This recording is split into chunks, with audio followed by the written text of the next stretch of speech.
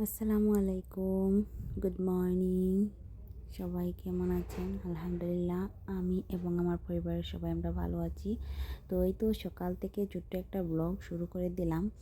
তো সকালে ঘুম থেকে উঠে এদিকে নাস্তা করলাম, আর নাস্তা করে ছেলেমেয়েকে নিয়ে একটু পার্কে চলে গিয়েছিলাম একদম ভোর ভোর। তো সেখান থেকে এসে আবার আমরা বেরিয়ে পড়ছি। আজ তো শুক্রবার, সেজন্য তাড়াতাড়ি বের হয়েছি। সুপার শপে যাব, কেনাকাটা করার আছে, শুকনো বাজার টাজার এগুলো কিনতে হবে। তো ভাবলাম সবাই চলে যাই আর বেশি করে বাজার নিয়ে আসবো।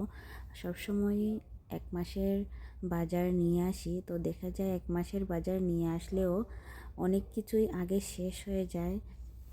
তো আমরা এখানে উবারের অপেক্ষায় আছি। আর সকালের ওয়েদারটা ভীষণ সুন্দর, তো আমাদের উবারটা চলে এসেছে। তো এই তো মেয়ে বাবার জন্য একদম পাগল, তো বাবাকে ছেড়ে আমার কাছে আসে না। আর এদিকে ওর জন্য ডাইপার কিনবো, সে হাত দিয়ে দেখাচ্ছে, তো বুঝে গেছে যে এগুলো ওর জন্য। তো এইটা হচ্ছে একটা পাইকারি শপ, তো এখান থেকে ওর জন্য ডাইপার একটা নিয়ে নেব।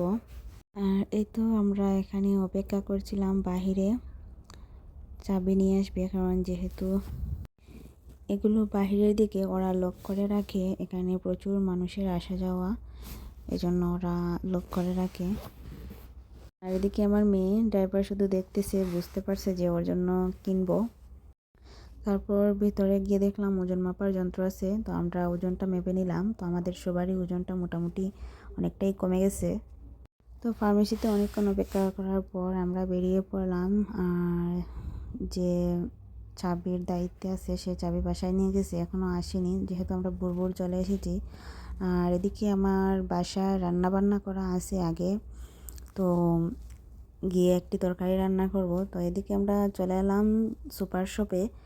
আর এখানে পুলিশ দেখে আমার ছেলে পুলিশের সাথে কথা বলবে। তো এখানের মানুষজন খুবই আন্তরিক, বাচ্চাদেরকে খুবই ভালোবাসে এবং খুবই আদর করে। তো পুলিশের সাথে আমার ছেলে হ্যান্ডশেক করছিল, আর এদিকে আমি এসে ট্রলি নিচ্ছিলাম। তো আমরা ভিতরে ঢুকে গেছি। আজকে ভিতরে দেখলাম ঢুকে যে অনেক কিছুর প্রাইস অনেকটা কম।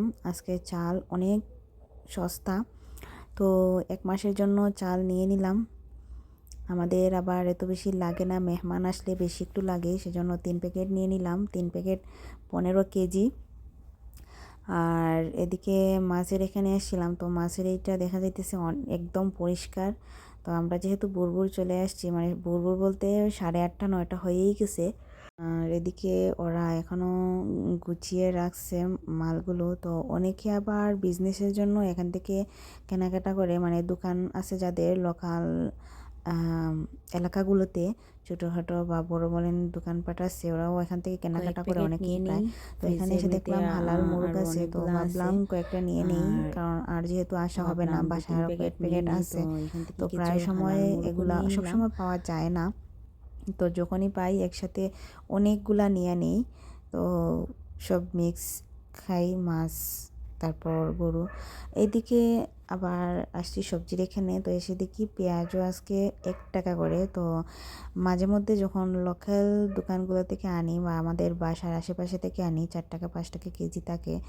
আর আলুও আজকে 1 টাকা কেজি। মোটামুটি আজকে অনেক কিছুর দাম অনেকটাই কম, যেখানে বেশিরভাগ সময় আলু পেঁয়াজ 2 টাকা থাকে, আজকে 1 টাকা, মানে 1 টাকা ডিসকাউন্ট।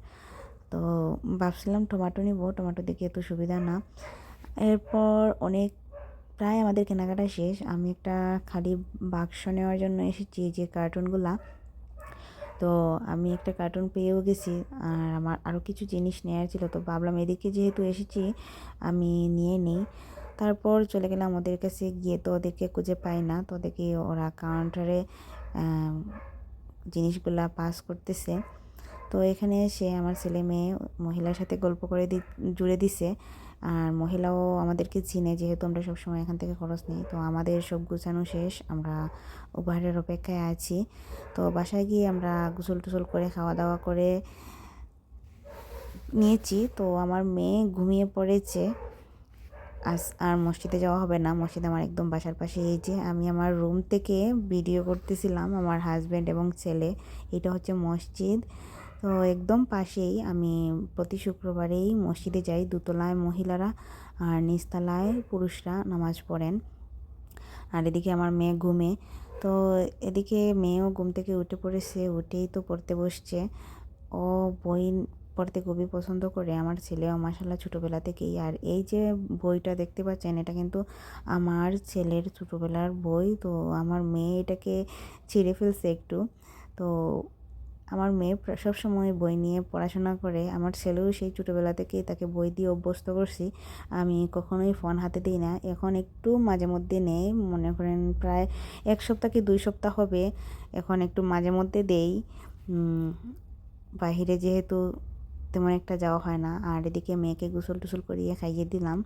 তো প্রায় বিকেল হয়ে গেছে, তো ভাবলাম একটু স্যুপ বানিয়ে নেই। এটা হচ্ছে ব্রাজিলিয়ান একটা স্যুপ, ওইটা বানাবো। তো আমি ওইটা বসিয়ে রেখে এসেছি। এটা প্রেশার কুকারে সিদ্ধ দিতে হয়। তো মাংস আর এটা আমি বসিয়ে রেখে এসেছি। আর এসে দেখি এদিকে আমার মেয়ে তার ভাইকে লোশন মাখিয়ে দিচ্ছে। সে যখনই ভাইকে বা ওর বাবাকে পাবে তো লোশন মাখিয়ে দিবে। তো পায়ে লোশন মাখিয়ে দিচ্ছে, শুধু পায়েই দেয়। আর মেয়ে তো তার ভাইকে খুব বেশি ভালোবাসে। আর আজ রাতের জন্য রান্না করতে হবে না। খরচ নিয়ে আসার পরপরই একটা তরকারি রান্না করে দিছিলাম। তো যা আছে তা দিয়ে রাত পর্যন্ত চলে যাবে ইনশাল্লাহ। আগামীকাল আবার রান্না করব কালকের জন্য, যেহেতু শুধু 2 বেলার জন্যই রান্না করি। আর এই তো অন্যদিকে আমি আমার স্যুপটাও রান্না করে নিলাম। এটা কিন্তু ব্রাজিলিয়ান একটি স্যুপ, আর খুবই মজা খেতে। আজকে ধনেপাতা নেই, সাথে ধনেপাতা না হলে ভালো লাগে না, তো কিছু করার নেই। আমার হাজব্যান্ড কার্পেটে বসে খাচ্ছেন, কারণ আমার মেয়ে টেবিলে বসবে না, ভাবছিলেন আয়ানও বসবে সাথে। তো ওদেরকে খাইয়ে দিতে হয়, তারপর আয়ানকে দিয়ে দিলাম টেবিলে। আর এদিকে আমাদের রাতের খাবার দাবারও শেষ। আমার ছেলে ঘুমিয়ে পড়ছে, আর সেই সুযোগে আমার মেয়ে শুধু বাইকে আদর করেই যাচ্ছে। বাইকে খুব ভালোবাসে। যেদিন আমার ছেলে আগে ঘুমিয়ে পড়বে সে শুধু আদরই করতে থাকবে।